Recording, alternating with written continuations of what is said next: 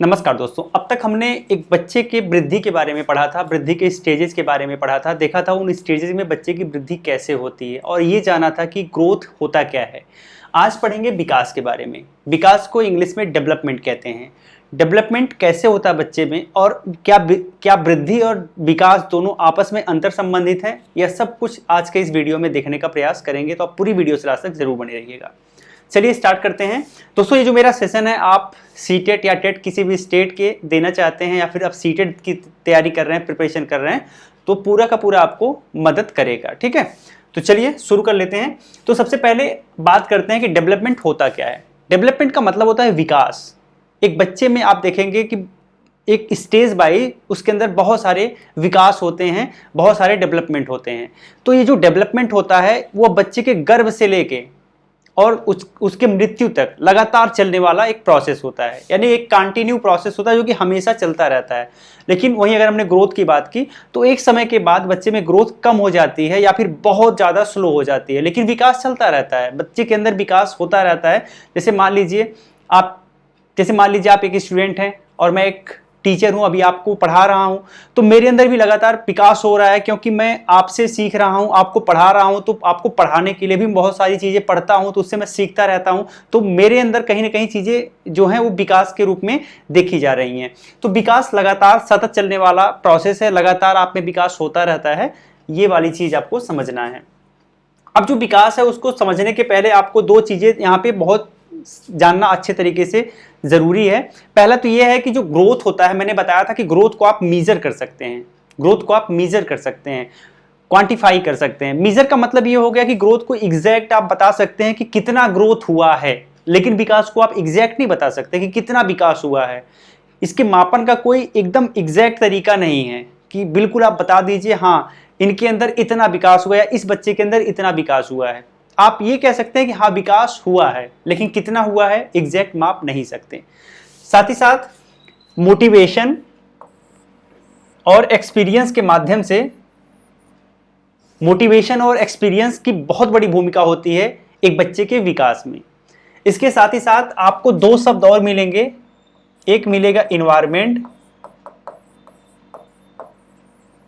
Environment और दूसरा मिलेगा हेरिडिटी।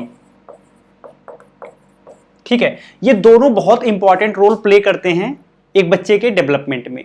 इन्वायरमेंट यानी कि जो बाह्य वातावरण है, उसके आसपास का वातावरण कैसा है, वो भी बहुत ज़्यादा इंपॉर्टेंट होता है एक बच्चे के विकास में, एक बच्चे के विकास को निर्धारित करता है।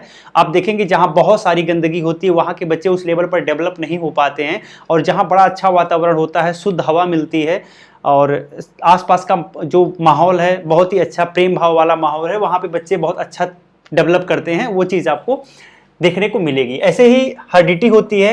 अब कुछ ऐसे बच्चे होते हैं जो कि सेम एज में एक अलग लेवल पर डेवलप होते हैं। उसका एक बड़ा रीजन ये होता है कि इसमें काम करती है हेरिडिटी, यानी उनका जो आनुवांशिकता है वो इफेक्ट करती है। अब मान लीजिए किसी के माता पिता काफी तेज तर्राक हैं, उनका बौद्धिक विकास काफी अच्छा हुआ है, तो सामान्य सी बात है कि उनके बेटे का भी बौद्धिक विकास उसी लेवल पर या फिर उसके इर्द गिर्द होगा। लेकिन कोई अगर बहुत कम पढ़ा लिखा माता पिता है तो उसके बेटे का जो विकास है, उसके बच्चे का विकास है, वो कहीं ना कहीं उसके डेवलपमेंट को ये प्रभावित करेगा, हेरिडिटी प्रभावित करेगी। तो ये भी चीज़ आपको ध्यान रखना है।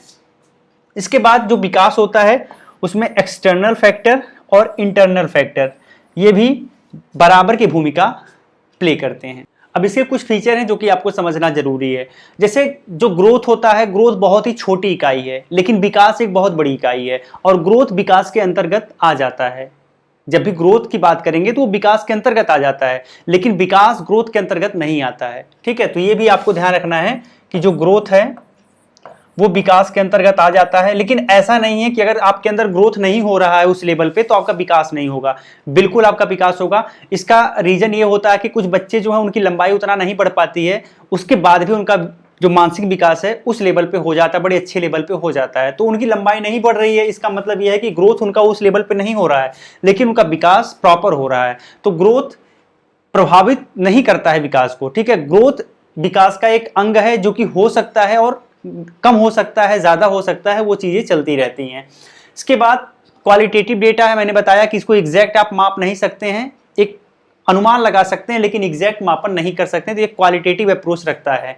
इसके अलावा मल्टी डायरेक्शनल होता है, मल्टी डायरेक्शनल होता है। आपने पढ़ा होगा सीटेट में, अगर पहले आप पढ़े होंगे तो इसमें एक आता है सिफेलोकॉर्डल, ठीक है, और एक आता है प्रॉक्सिमोडिस्टल। इसमें ये बताया जाता है कि अगर एक बच्चा है तो एक बच्चे का विकास जो सिफेलोकॉर्डल वो बताता है कि मस्तिष्क से लेके ऐसे नीचे तक होता है, और दूसरा मॉडल ये बताता है कि एक बच्चे का जो विकास है, एक बच्चे का विकास यहाँ केंद्र से स्टार्ट होता है और उसके बाद ये चारों ओर जाता है, ठीक है, तो प्रॉक्सिमोडिस्टल होता है। तो ये मल्टी डायरेक्शनल होता है और प्लास्टिक नेचर का होता है, यानी इसमें ये बहुत लचीला होता है, ठीक है, बहुत लचीला होता है, इसमें बदलाव हो सकता है। डेवलपमेंट विदाउट ग्रोथ, यहाँ मैंने आपको जो बताया है कि डेवलपमेंट बिना ग्रोथ के भी पॉसिबल हो सकता है, बिल्कुल होता है। इसके बाद फंक्शनल साइड, यानी कि आपके कार्य करने की जो क्षमता है, ठीक है, आपके सोचने समझने की क्षमता है, ये सब जो परिवर्तन होता है ये सब के सब विकास के कारण ही होता है। तो विकास आपके ऑल ओवर डेवलपमेंट में बड़ा इंपॉर्टेंट प्ले करता है। यहां पर इंटीग्रेटेड होता है, यानी कि अब ऐसा नहीं है कि आप सबसे पहले आपका मानसिक विकास होगा फिर आपका शारीरिक विकास होगा, ऐसा नहीं है, सब कुछ एक साथ होता है, इंटीग्रेटेड होता है, तो सब कुछ आपस में मिलके होता है। दूसरी चीज आपको यह ध्यान रखना है कि स्टार्टिंग में जो बच्चा होता है, सबसे पहले बच्चे के अंदर ग्रॉस मोटर स्किल का विकास होता है, उसके बाद फाइन मोटर स्किल पर जाता है। जैसे एक छोटा सा बच्चा है, अगर आप उसे पेन देंगे तो पेन वो ऐसे पकड़ेगा, पेन वो ऐसे पकड़ के और ऐसे ऐसे करेगा, ठीक है, ऐसे ऐसे करेगा। इसका मतलब यह है कि स्टार्टिंग में वो ग्रॉस मोटर स्किल का यूज कर रहा है, लेकिन जैसे जैसे धीरे धीरे बड़ा होगा तो फिर ऐसे पेन पकड़ेगा, ठीक है, या फिर ऐसे पकड़ लेगा, ठीक है, तो फिर ऐसे लिखेगा। तो इसका मतलब यह है कि ग्रॉस मोटर स्किल से लेके फाइन मोटर स्किल तक विकास चलता है एक बालक के अंदर, ठीक है, और ये क्युमुलेटिव होता है, यानी संचयी प्रकृति का होता है। तो ये कुछ विकास के फीचर हैं। आगे हम ये देखेंगे कि विकास किन किन स्टेजेज में होते हैं और कैसे कैसे इनको हम डिवाइड करते हैं, और जो प्रत्येक स्टेजेज होते हैं उसमें क्या कुछ विकास का क्रम होता है, बच्चे में क्या क्या प्रवृत्ति देखी जाती है। तो अगली वीडियो के लिए इसका इंतजार करिएगा। ये वीडियो अच्छी लगी तो लाइक एंड शेयर जरूर करिएगा। जय हिंद।